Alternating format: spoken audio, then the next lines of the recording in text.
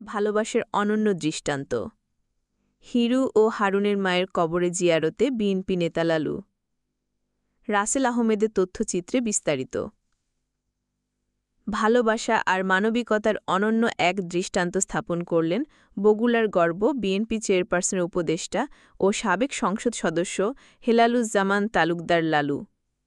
তিনি ছুটে যান শিবগঞ্জ উপজেলার মহাস্থানে সাবেক ছাত্রনেতা হারুন ও যুবদল নেতা হিরুর প্রয়াত মা রোকেয়া বেগমের কবর জিয়ারত করেন।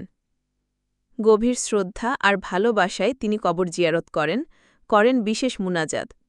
রাজনীতির বাইরে গিয়ে এই সম্পর্কের মূল্যায়ন ছুঁয়ে যায় হাজারো হৃদয়। এই মানবিক উপস্থিতি শুধু পরিবার নয়, মহাস্থানবাসীর মাঝেও জাগিয়েছে আবেগঘন অনুভব। রোকেয়া বেগমের রুহের মাগফিরাত কামনা করছি।